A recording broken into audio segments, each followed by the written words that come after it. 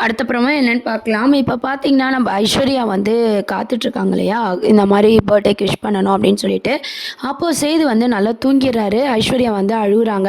என்னடா இது கல்யாணம் ஆகி வர ஃபர்ஸ்ட்டு பர்த்டேவாச்சே! இவரு நம்மளுக்கு விஷ் பண்ணுவாருன்னு பார்த்தா, மாமாவே தூங்கிட்டாரே! இந்த பொறந்த நாள் நம்மளுக்கு எப்படி போக போதோ! அப்படின்னு சொல்லிட்டு அழுதுட்டு இருக்காங்க. இத நினச்சு வந்து நைட்டு முழுக்க அழுதுகிட்டே இருக்காங்க. சரி காலையிலயாவது அவரு விஷ் பண்ணுவாரு. ஏதோ குழந்தைய தூங்க வச்ச இதில வந்து தூங்கிட்டுருப்பாரு. காலையில மாமா கண்டிப்பா விஷ் பண்ணுவாருன்னு சொல்லி ஐஸ்வர்யா வெயிட் பண்றாங்க.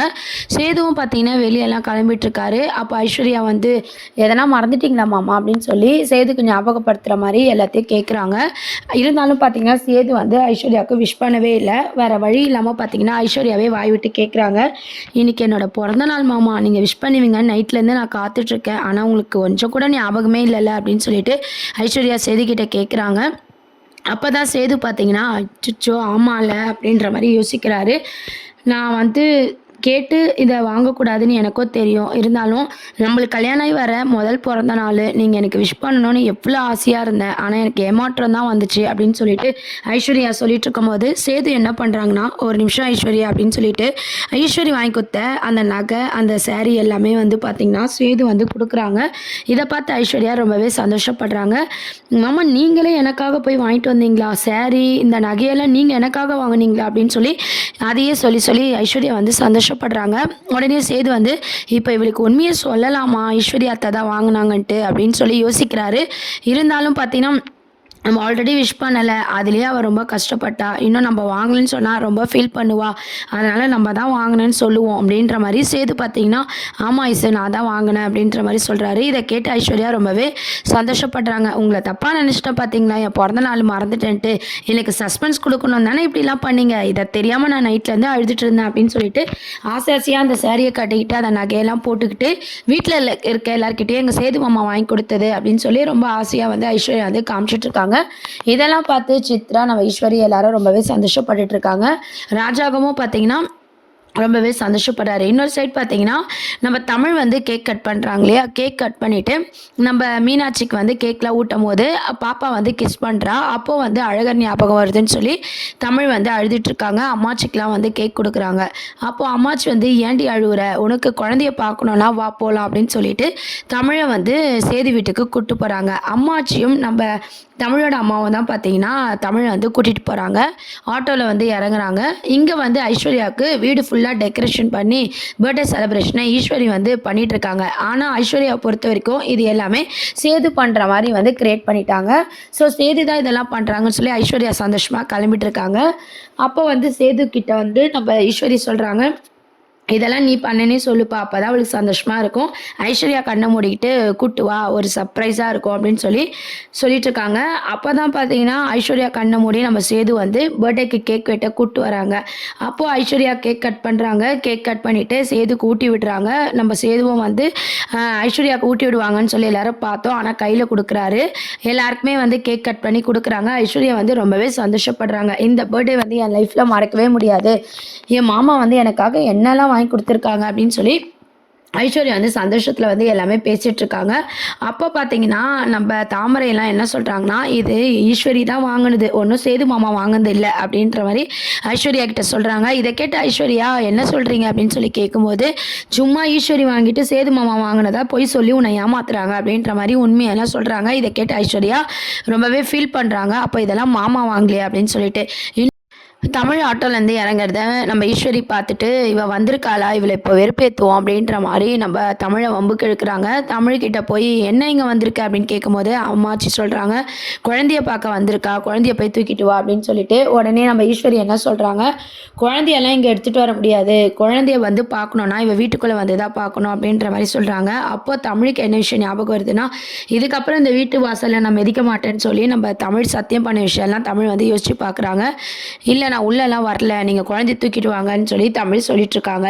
அங்க போய் பார்த்தீங்கன்னா, ஈஸ்வரி வந்து தமிழ் வந்திருக்கா, வீட்டு வாசல்லையே நிற்கிறா, உள்ளே வரமாட்டா, இதெல்லாம் ஒரு வீடா, நான் வீட்டுக்குள்ளே வரணுமான்னு சொல்லி ரொம்ப கேவலமாக பேசுகிறா நம்ம வீட்டை பற்றின்னு சொல்லி ராஜாகத்திக்கிட்டலாம் சொல்கிறாங்க. அதுக்கப்புறம் பார்த்தீங்கன்னா எல்லாருமே வந்து வெளியே வராங்க. வெளியே வந்ததும் நம்ம மீனாட்சி தமிழ் கையில் இருக்கிறத பார்த்துட்டு ராஜாவும் சேது எல்லாரும் குழந்தைய வாங்கி கொஞ்சிட்ருக்காங்க. என்ன என்ன திடீர்னு அப்படின்ற மாதிரி கேட்கும்போது பார்த்தீங்கன்னா, இன்றைக்கி என்னோடய பிறந்த நாள், அதனால் என் குழந்தை அழகர் வந்து என் கூட இருக்கணும்னு ஆசைப்பட்றேன், அவனை கொஞ்சிட்டு நான் கொடுத்துட்றேன் அப்படின்ற மாதிரி தமிழ் வந்து சொல்கிறாங்க. உடனே நம்ம சேது பார்த்திங்கன்னா அழகரை மீனாட்சி கிட்ட கொடுத்துட்டு அழகர் வந்து தமிழ்கிட்ட கொடுத்துட்டு மீனாட்சியை வந்து சேது வாங்கிக்கிறாரு. 2 பேரும் வந்து ரொம்ப சந்தோஷமாக இருக்கிற மாதிரி மாற்றி மாற்றி பேசிக்கிறாங்க. அங்கே இருக்க எல்லாருமே வந்து சேதுவும் தமிழும் பேசிகிட்டு இருக்கிறத பார்க்குறாங்க. ஐஸ்வர்யா மனசுக்குள்ளே என்ன நினைக்கிறாங்கன்னா, நம்ம பிறந்த நாளுக்கு மாமாவாக எதுவுமே செய்யலை, ஆனால் இவங்க பிறந்த நாளுக்கு மட்டும் விஷ் பண்ணுறாரு, சந்தோஷமாக பேசிகிட்டு இருக்காரு, என்ன இருந்தாலும் அவங்க மேலே தான் மாமாவுக்கு ஆசை அப்படின்ற மாதிரி ஐஸ்வர்யா வந்து புரிஞ்சுக்கிறாங்க. அதுக்கப்புறம் பார்த்திங்கன்னா ஈஸ்வரி வந்து நம்ம ஒரு கணக்கு போட்டால் அது ஒரு கணக்காகுதே அப்படின்னு மாதிரி ஈஸ்வரி வந்து ரொம்ப கோவமாக பார்த்துட்ருக்காங்க. உடனே தமிழ் எல்லாருமே தமிழெல்லாம் வந்து பார்த்திங்கன்னா ஈஸ்வரியை பார்த்து வெறுப்பேற்றுறாங்க. என்ன இருந்தாலும் இது என் குழந்தை ஓகே அப்படின்ற மாதிரி வெறுப்பேற்றுறாங்க. தாமரையும் பார்த்திங்கன்னா நம்ம ஈஸ்வரியை வந்து வெறுப்பேற்றுறாங்க. என்ன இருந்தாலும் அவள் தானே முதல் பொண்டாட்டி, அவள் மேலே தானே போகும் அப்படின்ற மாதிரி தாமரை எல்லாருமே ஐஸ்வர்யாவையும் ஈஸ்வரியெல்லாம் வந்து வெறுப்பேற்றிட்ருக்காங்க. சித்ராவெல்லாம் வந்து வெறுப்பேற்றிட்ருக்காங்க.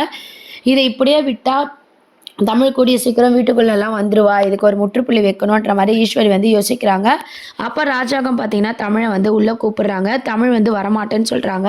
இருந்தாலும் நீ உள்ளே வந்து தான் ஆகணும் அப்படின்ற மாதிரி எல்லாரும் கூப்பிடும் போது பாட்டிமா என்ன சொல்கிறாங்கன்னா, இவ்வளோ பேர் கூப்பிட்றாங்களா உள்ளே தான் வா அப்படின்னு சொல்லி தமிழை உள்ளே கூப்பிட்றாங்க. பாட்டிமாவும் உள்ளே போக யோசிக்கிறாங்க. ராஜாங்கம் கெஞ்சி கேட்கறதுனால பாட்டிமாவும் உள்ளே வராங்க. இல்லாது தமிழ் உள்ளே வரமாட்டான்னு நினச்சிட்டோம், உள்ளே வந்துட்டாலே அப்படின்ற மாதிரி ஈஸ்வரிக்கு ஷாக்கிங் தாங்கவே முடியல. இன்னொரு சைட் பார்த்தீங்கன்னா நம்ம ஆல்ரெடி சொன்ன மாதிரி தான் கருப்பும் மலர் எல்லாருமே பார்த்திங்கன்னா தமிழுக்கு விஷ் பண்ணுறாங்க, ஸ்வீட்டெல்லாம் ஷேர் பண்ணிக்கிறாங்க. அப்போ தமிழ் பர்த்டேவுக்கு வந்து எல்லோரும் விஷ் பண்ணும்போது சேதுவும் தமிழுக்கு விஷ் பண்ணுறாரு. இதெல்லாம் பார்த்து நம்ம ஐஸ்வர்யாவுக்கும் சரி ஈஸ்வரி சித்ரா இவங்க எல்லாருக்குமே ரொம்பவே அதிர்ச்சியாக இருக்குது. இந்த அழகர் மீனாட்சி இந்த 2 குழந்தைங்களுமே பார்த்திங்கன்னா தமிழையும் சேதுவையும் ஒன்றா சேர்த்துருமோ அப்படின்ற பயத்தில் ஈஸ்வரி வந்து இருக்காங்க. அதுக்கப்புறம் வந்து சந்தோஷமாக பேசிட்டு நம்ம அழகரை கொஞ்சிட்டு தமிழ் அங்கேருந்து கிளம்புறாங்க. அதுக்கப்புறம் பார்த்திங்கன்னா சேது வந்து தமிழ்கிட்ட பேசின விஷயத்தெல்லாம் நம்ம ஐஸ்வர்யா வந்து யோசிச்சுட்டு இருக்காங்க. என்னென்னு யோசிக்கிறாங்கன்னா, மாமா வந்து அந்த பக்கம் சேர்ந்துருவாரோ, என்னதான் இருந்தாலும் முதல் பொண்டாட்டி பக்கம் தான் அவர் நல்லா பேசுகிறாரு அப்படின்ற மாதிரி நம்ம ஐஸ்வர்யா யோசிக்கிறாங்க. உடனே ஈஸ்வரி என்ன பிளான் போடுறாங்கன்னா, இதுக்கப்புறம் வந்து உனக்கு குழந்தை பிறக்கலைன்னா முழுசாக சேது தமிழ் பக்கம் மாறிடுவான், உனக்கு குழந்தை பிறந்து அது இந்த வீட்டு வாரிசாக இருந்தால் மட்டும்தான் சேதுவை நம்ம பக்கம் இழுக்க முடியும் அப்படின்ற மாதிரி ஐஸ்வர்யாவுக்கு சொல்லி கொடுக்குறாங்க.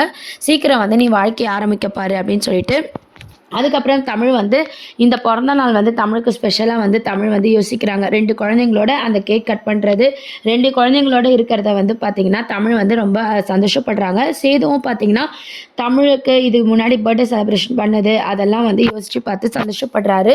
சேதுவும் நம்ம தமிழும் எப்பவும் போல் சகஜமாக பேசின விஷயம் ஈஸ்வரிக்கு வந்து கடுப்பாகுது. அதனால் ஐஸ்வர்யா கிட்ட நீ உன் வாழ்க்கையை தொடங்கு, நீ கூடிய சீக்கிரம் இந்த வீட்டுக்கு ஒரு வாரிசை பெற்றுக்கொடு அப்படின்ற மாதிரிலாம் சொல்லிட்டு இருக்காங்க. இதெல்லாம் அடுத்த அப்கமிங் ப்ரோமோவாக இருக்குது. இதை பற்றிய கருத்துக்களை கீழே கமெண்ட் செக்ஷன் சொல்லி சேனலை மறக்காமல் சப்ஸ்கிரைப் பண்ணுங்கள். தேங்க்யூ.